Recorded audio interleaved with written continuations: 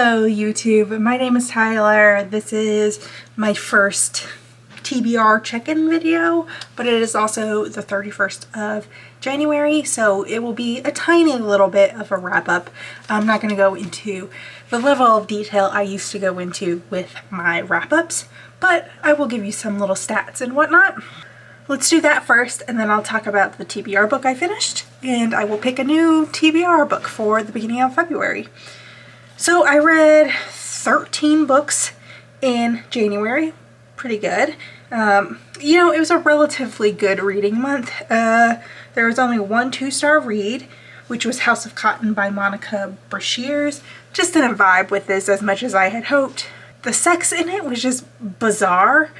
There was just something missing in this story to make it work for me. It was just weird and not in an enjoyable way for me. The only 5-star read I had was Leslie Fucking Jones by Leslie Jones. It was a memoir. I listened to the audiobook. I absolutely recommend that you listen to it in audio form because it's not that long of a memoir. It's under 300 pages, but the audiobook is 17 hours long. She is not reading the book. She's just talking about the stuff that she put in the book, and it was just so funny. I was cracking up. I had such a good time listening to it. Leslie Jones is just hilarious, absolutely hilarious. A close second was The Crane Husband by Kelly Barnhill.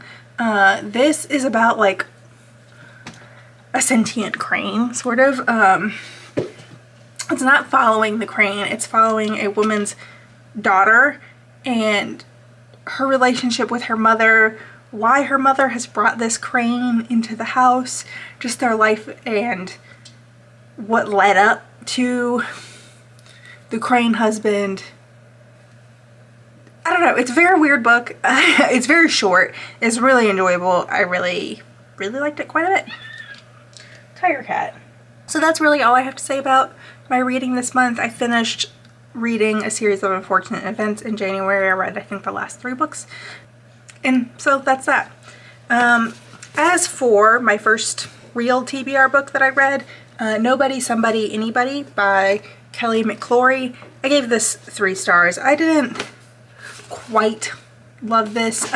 In the beginning there's like recommendations or praise for the book, and one's like, it's my year of rest and relaxation but with fewer pills and more boats. And honestly that got me excited, and it's just, I don't know, it's just not accurate. I don't feel like it definitely has some of that weird girl lit energy to it, but it's just not weird enough for me. It's very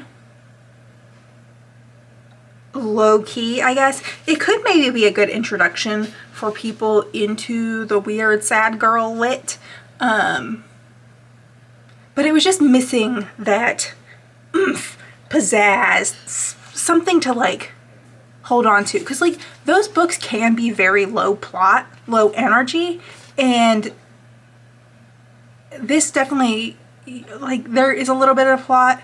Honestly, there's probably more plot in this than some of the other sad girl lit I've read, but there was just like a missing piece. There wasn't, the emotions weren't like ratcheted up enough. It wasn't unhinged enough. She was making unhinged choices, but like I just never felt truly like she was out of control necessarily, and I didn't feel fully part of Amy's psyche. And I feel like that's a key component of like this weird sad girl lit, is like feeling part of the character's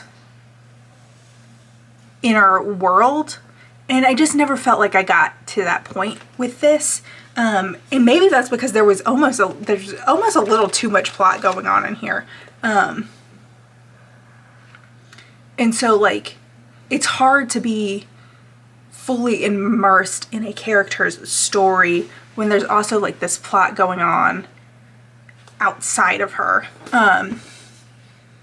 So like it wasn't bad, I didn't hate it, but it just did not grip me the way I had hoped. So 3 stars. I could see it being a good introduction into that weird girl lit, but just not a winner for me. So I brought my little tin. Let's shake it up and see what the next book is going to be. As usual, I've dropped the piece of paper. How do I keep doing this? Book 3. Let me grab that. Book 3. This is a smaller, like, height-wise paperback, but it's chunkier. I almost kind of feel like this is The Dispossessed by Ursula K. Le Guin, but I feel like that was smaller and chunkier, so I don't know what this will be. Let's see.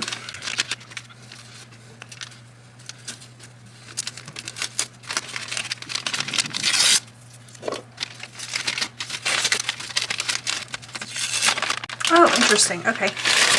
This is The Farm by Tom Rob Smith. I think I picked this up at the little library sale, and it's by the same person who wrote Child 44, I think. And it's like a Swedish thriller.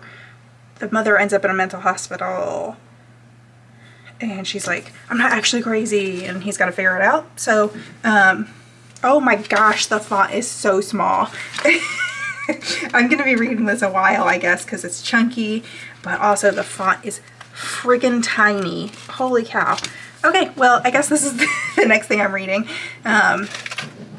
Yeah. All right, I will see y'all when I see ya. Bye.